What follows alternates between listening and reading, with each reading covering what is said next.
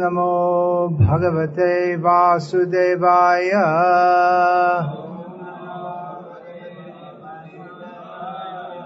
Om Namo Bhagavate Vasudevaya.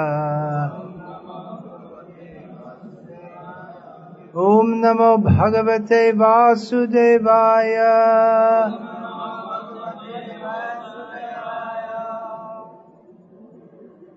Vishnu Sahasranama, name 470, is Naikakarmakrt, which means not one work doer. He doesn't do one work. In other words, in all his actions, Lord Vishnu, or as we prefer to concentrate on Krishna, affects many purposes. His real purpose in everything is to please his devotees. His real purpose is to please, or we can say that's his main purpose, or his central purpose. Although when he comes to this world, he states he has more than one purpose. Paritranaya sadhunam vinashayata dushkritam. Dharma samstharpanataya sambhavami yuge yuge. So these are stated as his three main purposes. So in the matter of, he comes from time to time to this world in his various forms. The previous name given was Naikatma, which means he doesn't. Hand on the mouth, please go wash it. You can explain. You can explain afterwards why. Or you can go and explain now if you want. Then he'll turn the tap on with the same hand that's already contaminated. Many things to explain. So the previous name was Naikatma, which means not one form. So the Lord takes many forms for fulfilling different purposes. He takes the form of Matsya to enjoy some pastimes with Satyavrata Muni and to save the Vedas at the time of the flooding. He takes the form of Varaha to lift up the earth and accept her as his consort. So he takes different forms to fulfill different purposes. But he also, in doing one act, he fulfills many purposes. That is one aspect of him being expert. One of the names in Vishnu Sahasranama is Daksha, which means expert. So he's expert in everything that he does, and he's so expert that by doing one thing, he can affect many results. Now, this understanding of the name of Naikakarmakrt as being one who does many works by one work, I don't find in the commentaries any commentators commentated. So this is you can say a novel interpretation of this name. The Sri Vaishnava commentator on this name, he links the names in this verse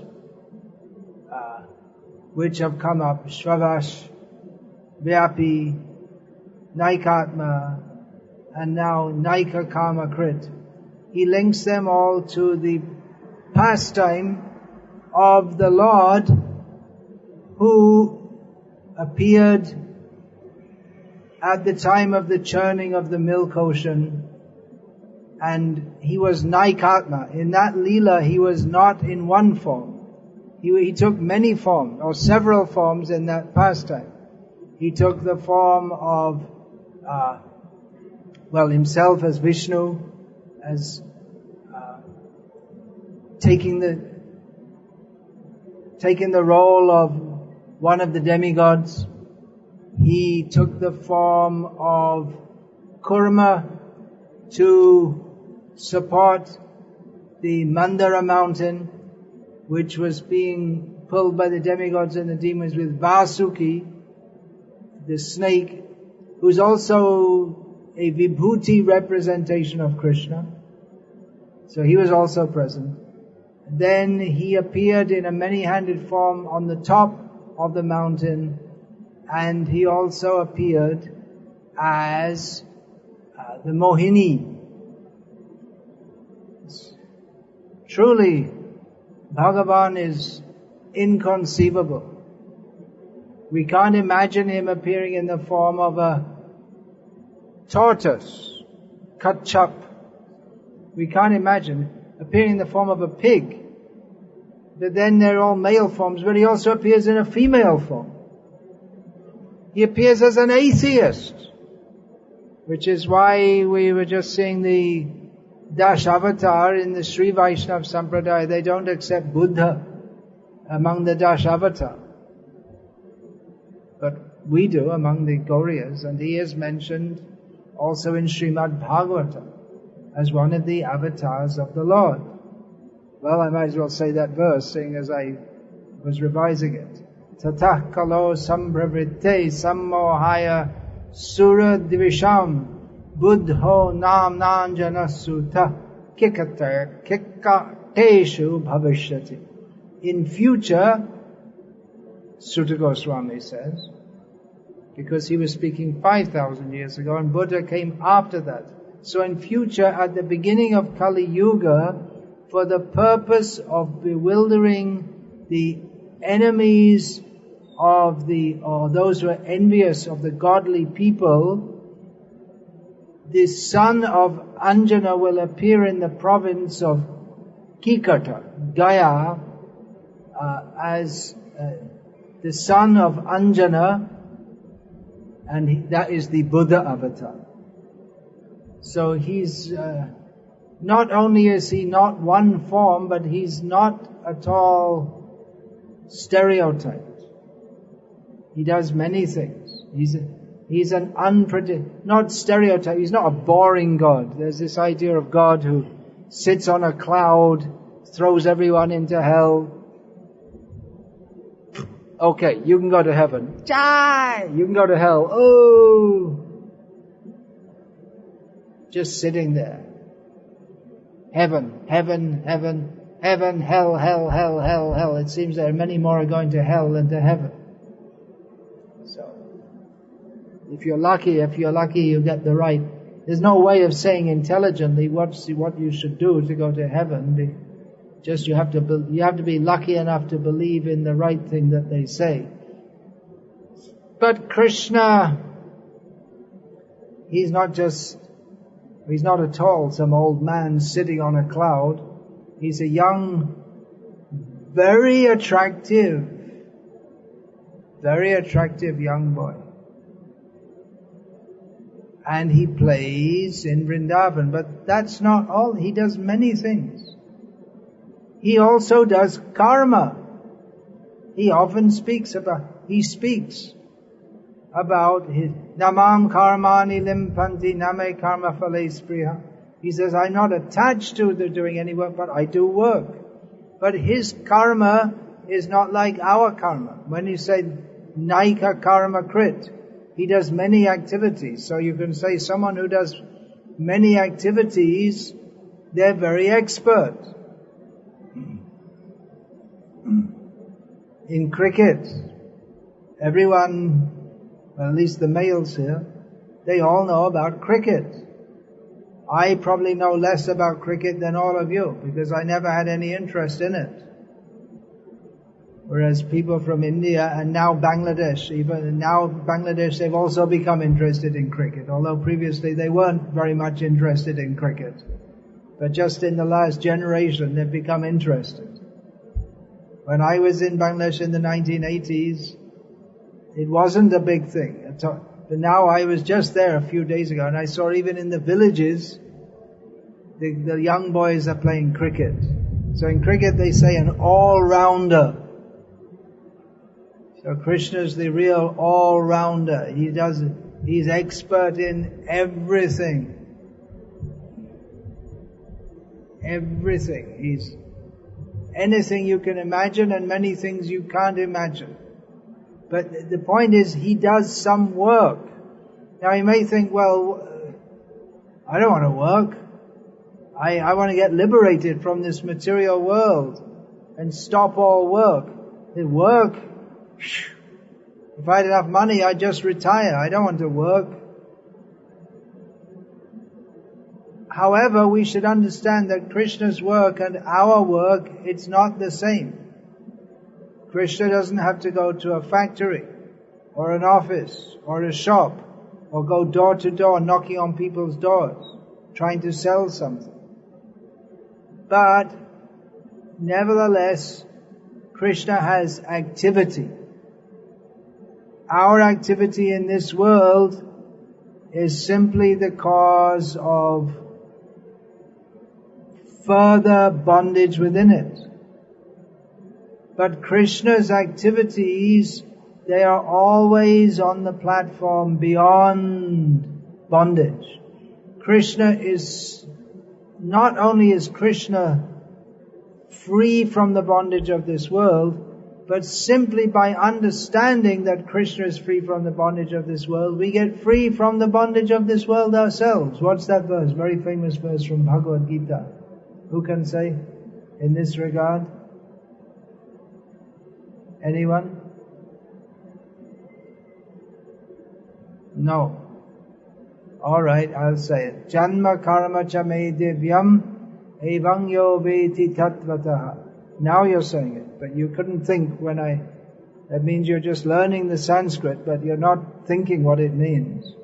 Evang yo veti tattvataha tyakva dehang punarjanma naiti mam eti sorjuna. Krishna says that one who understands that my janma and my karma, he speaks about his karma,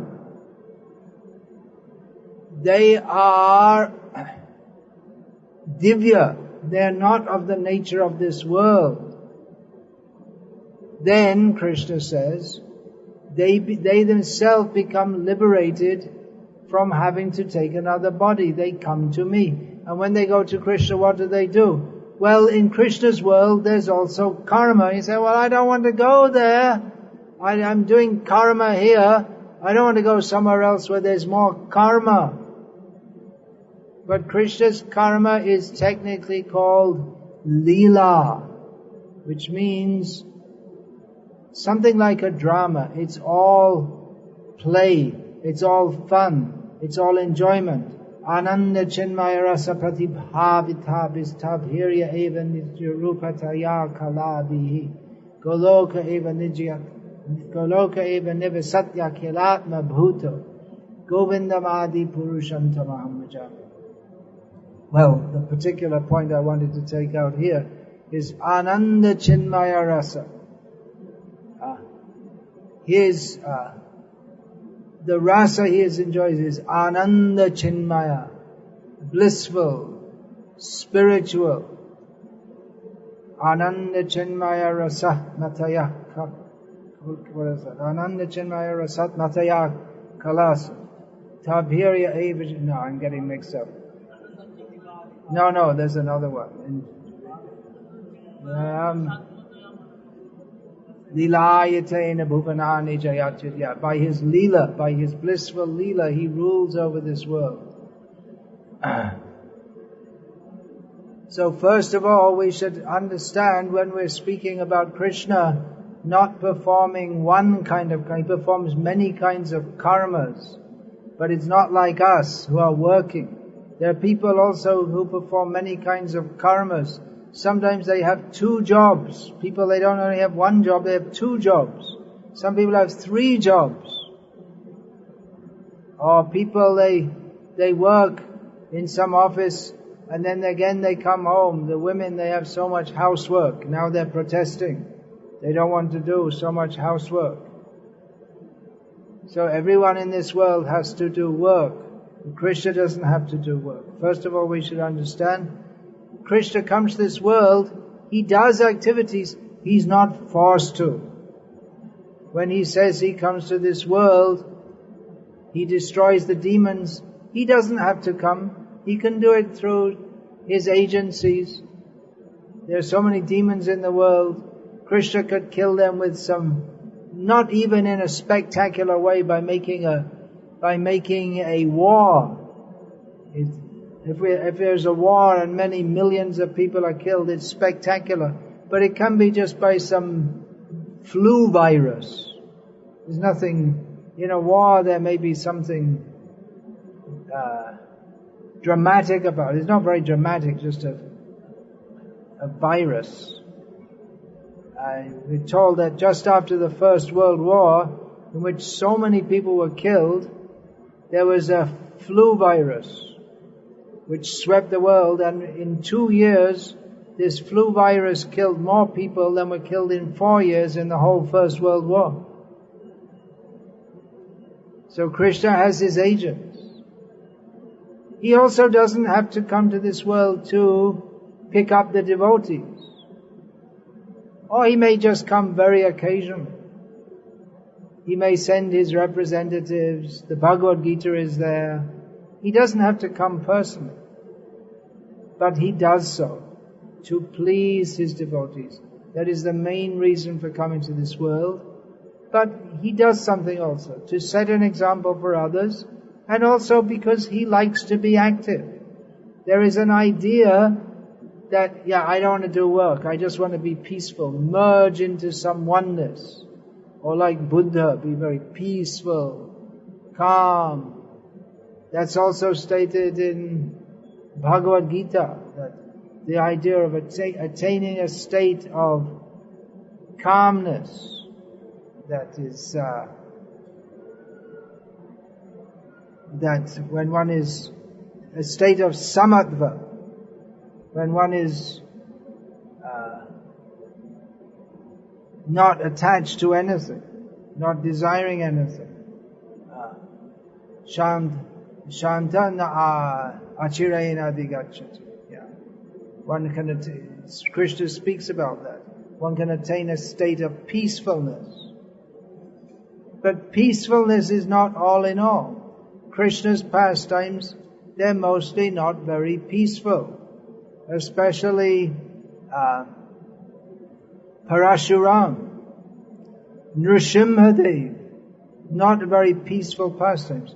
Of course, there is also Yoga Nrsimha, who's sitting very peacefully in meditation. But his main pastime is as Ugra Nrsimha.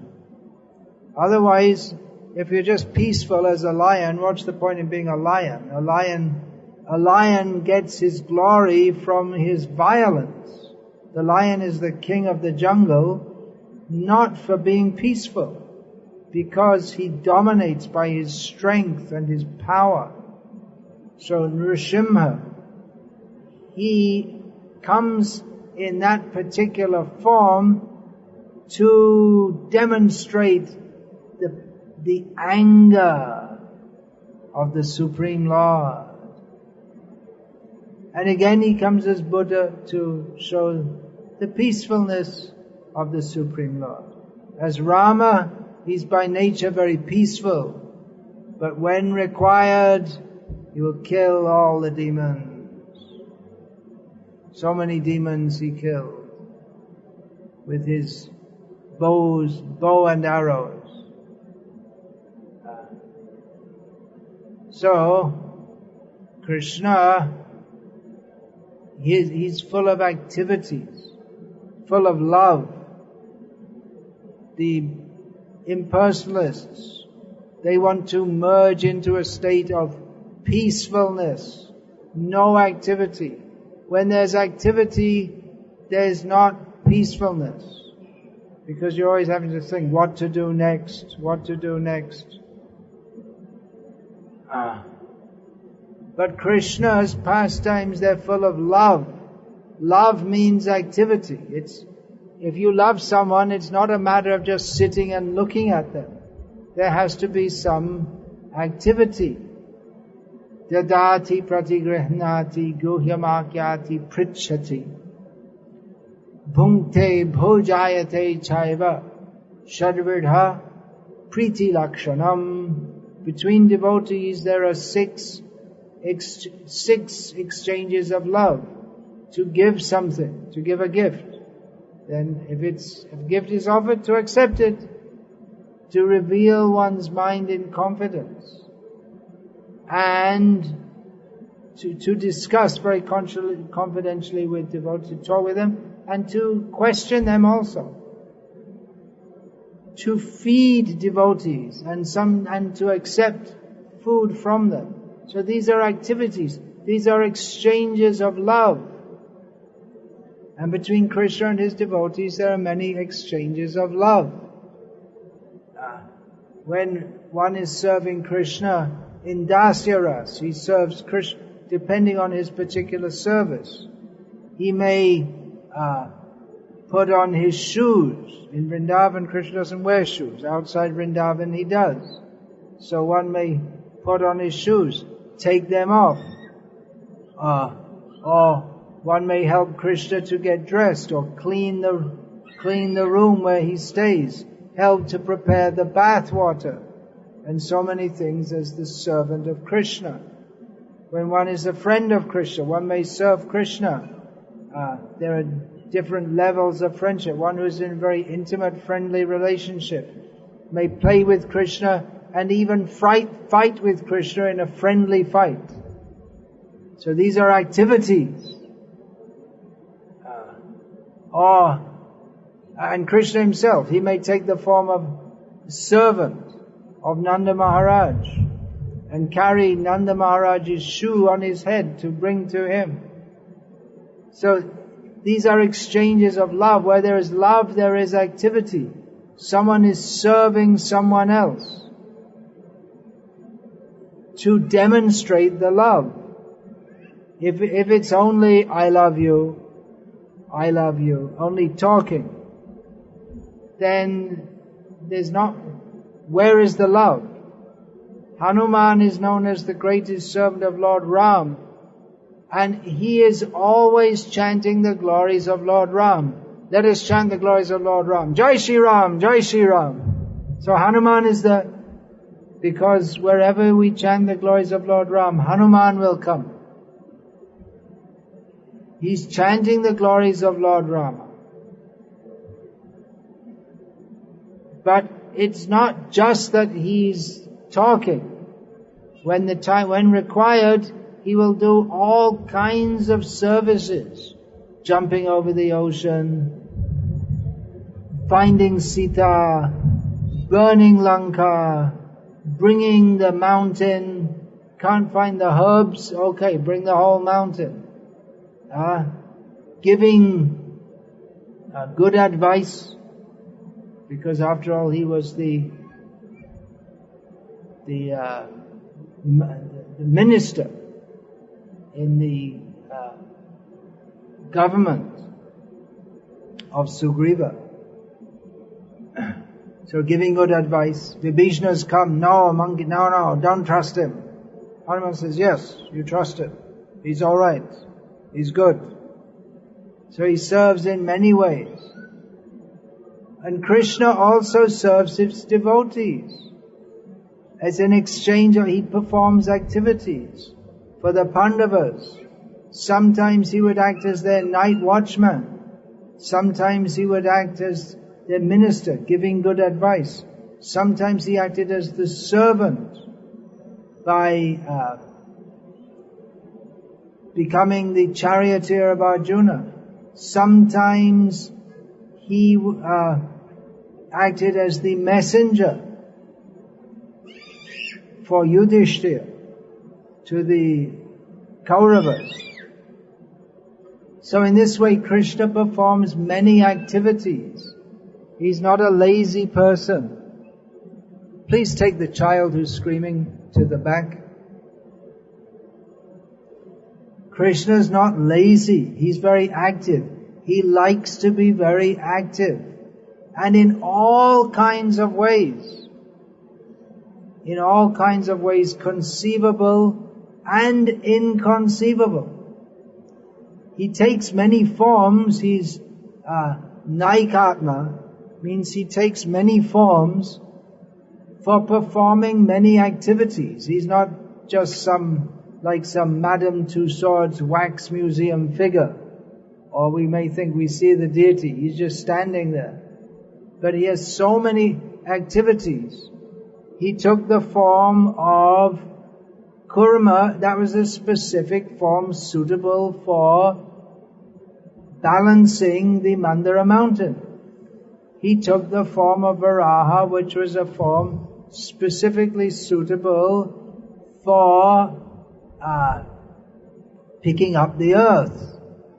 Also, by taking the form of Varaha, he curbed the pride of Hiranyaksha, who thought, it's just some forest animal.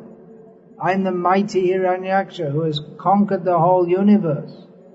And here's some forest animal. We go hunting and we kill such animals. But that apparently forest animal killed Hiranyaksha. So Krishna, he takes various forms to perform various pastimes. Shankaracharya, in his commentary, he says that, Vishnu, he performs creation, maintenance, and destruction of the universe. So he's involved in everything. Everything we do, he's involved in. He's upadrashtanumanta cha. He sees everything and he allows. You want to do this? Okay, you do this, you do that. You can do this, you can do that. He sanctions everything. So he's cognizant of everything at the same time. There are several names in Vishnu Sahasranama which give the idea of his being everywhere, Vyapi, that name just came, all-seeing, Sarva Darshana. So that's also one kind of activity, to see, to give permission, to allow someone Krishna allows to become a great powerful emperor, someone he only allows him to be a janitor in a toilet. Krishna is involved and not involved. He's aloof, but he sees everything. So he's involved indirectly in everything. So he takes, in one sense, in a remote sense, he takes part in all the karmas, all the activities that everyone everywhere does. So just try to consider how amazing. What does it mean to be God? They think that God is just someone sitting on a cloud throwing people into hell. But what does it mean? It's boggles. If we try to think about all these things, it will boggle our tiny little minds to even begin to think, how great is God? Then, in the form of the demigods, like Chandra, Surya, Indra, Agni, Vayu, he expands himself in these forms and oversees the functions of the universe. The light of the sunlight comes from him. Prabhasmi Shashi Suryoho. He is the light of the sun and the moon, or the moon and the sun, actually it comes in that order. He is the active principle in everything. So he manifests himself as the various demigods. He manifests himself as the king, Naranam Chandaradhipam, who oversees, who himself is a great karmi. He's very active worker and he oversees all the work of the universe. So Krishna, he's active in various ways. many of which are completely inconceivable to us. And he's not stereotyped. He's not within the scope of our so-called scientific inquiry. For instance, if we see a mango seed, we know that from a mango seed can come a mango tree. And from a mango tree will come more mangoes. So in this way we can study science, because we know that there are the laws of the universe. And if you plant a mango seed in the right kind of soil, at the right kind of depth, and it gets enough water, and it's in the right temperature range throughout the year, then eventually you'll get a mango tree which will give mangoes. But Krishna is unpredictable. No one could have predicted that the Supreme Lord would appear from the nostril of Brahma as Varaha. Brahma himself appeared from the lotus which sprouted from the navel of Mahavishnu, Garbhadakshay Vishnu. And then, so he is the son of Narayana, and Narayana again appeared as his son, as a little boar. Varaha appeared, and everyone was astonished. They couldn't have predicted or imagined. So he appears in various ways.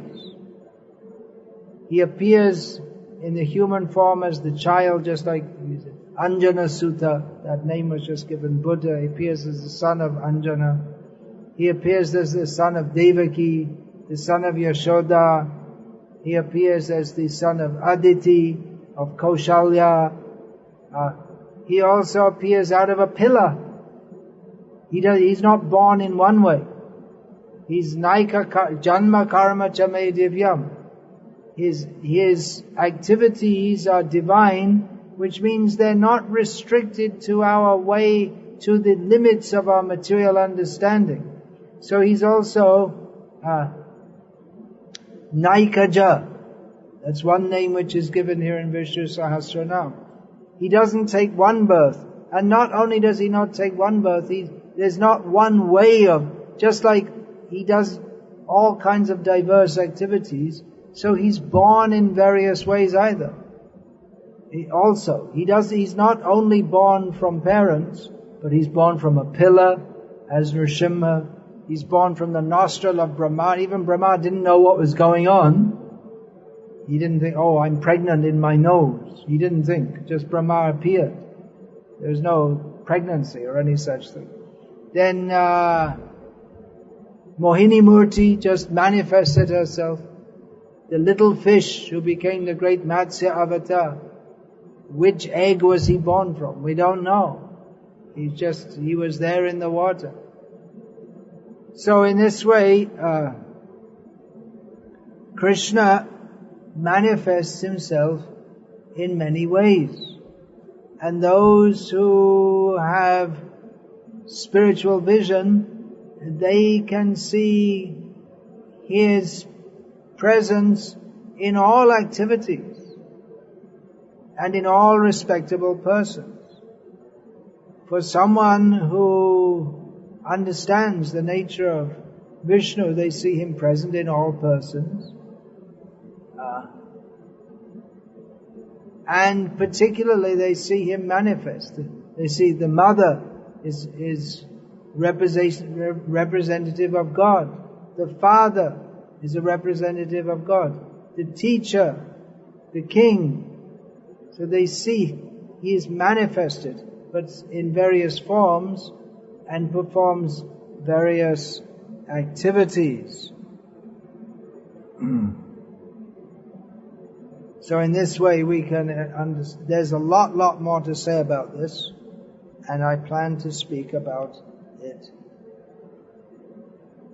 more and more. But I won't do just now, because I'll do at some other city. So, he appears in many forms, not just in one form. He has many activities, many leelas, and many bhavs or many moods. When he appears as Rama, he appears to be a different person to Krishna. His mood is different because he reciprocates with his devotees. Hanuman, he's known as the great symbol of servitude, dasyaras. So he doesn't want to be a gopi. If you ask him, you be a gopi, he say, no. Forget it, I'm Hanuman, I serve Rama. Srinate Janakinate Abheda Paramatmani Tatapi Mama Sarvasvam Rama Kamalalochanaha. Hanuman said that I know that the Lord of Narayana, the Lord of Lakshmi, Narayana, and the Lord of Janaki, Rama, they're the same Supreme Person. But anyway, my all in all is the lotus-eyed Rama. So we shouldn't think, Hanuman, he's just a servant of Rama. That's very low. But we shouldn't think like that. He is worshipable by us for his service. Narottam Das Thakur is the great Acharya of the Gauriya Vaishnavas. He has expressed in many of his songs the desire to enter Vrindavan in the service of the gopis. Kobe Lokanath More Shongi Loya Jabe Shirupa Pada Padme More Shamarpibe. He prays to his guru Lokanath, when will he take me and offer me in the service of Rupa? Rupa means Rupa Goswami, Rupa Manjari. He's desiring the position of a servant of the gopis, female form. Sometimes he aspires for the position of a nupur on a gopi's foot, the ankle bells on the gopi's foot. You know that song? Ami Hari Bol Bol. It's not very well known song. Ar Madan Mohan. Hari Bol Bol. You know that song? Bengalis, they may know it.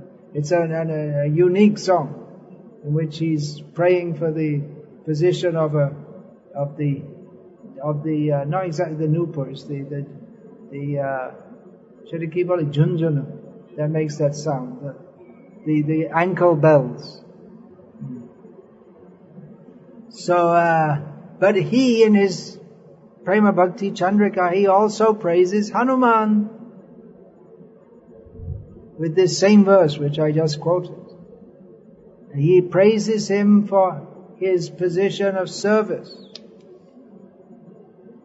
He's the ideal of service, fully surrendered service. That motive of service is brought to the highest level by the gopis, but they don't denigrate.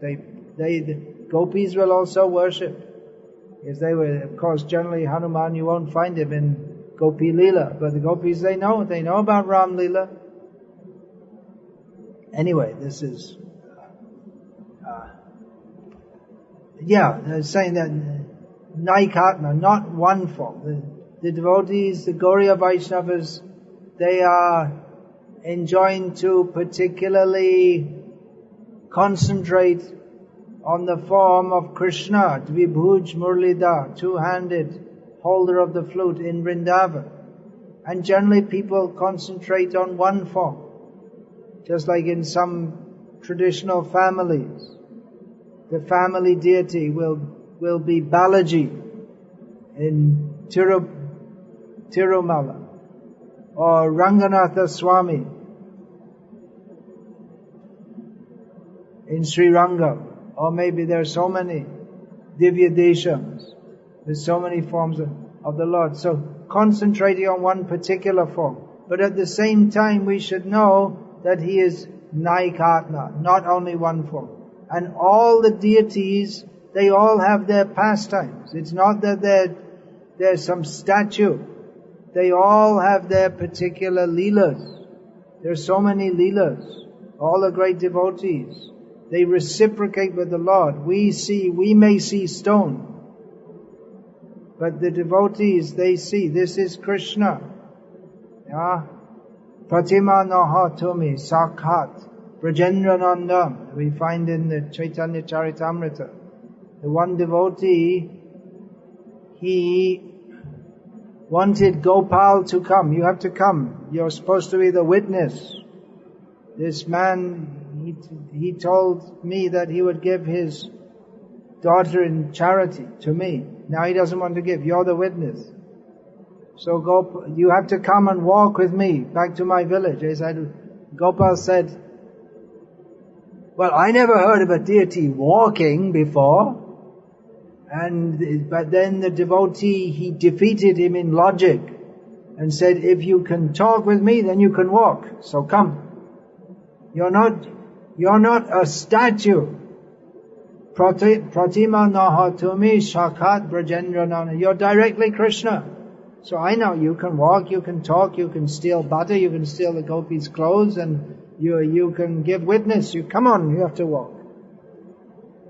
So even for all the deities, you'll find they have so many interactions with their devotees. Srila Prabhupada, when installing the deities of Rukmini Dwarkanath in Los Angeles, not Dwarkadish, the smaller deities are called Dwarkanath. He said that if you think this deity is a brass-made idol, he will remain to you a brass-made idol forever. But if you want to talk with Krishna, he will talk with you.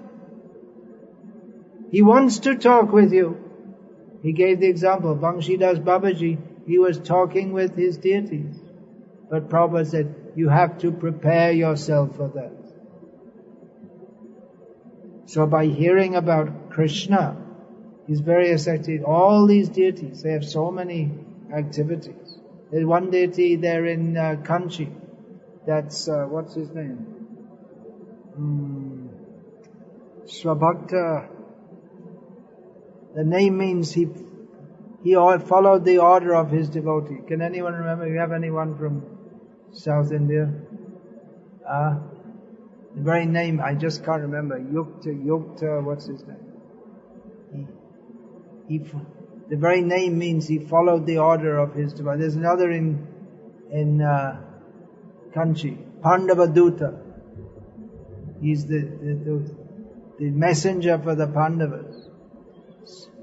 So anyway, that deity, whose name I can't remember, he got up and walked. That's the Tamil name. So Yukta.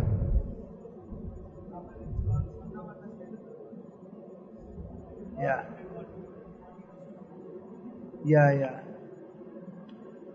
I can't remember the Sanskrit, I can't pronounce the Tamil.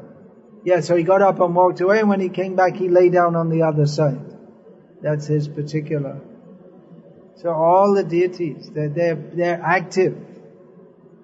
They're not passive. If we want to get it, many relationships with different devotees. That's why Krishna has many activities.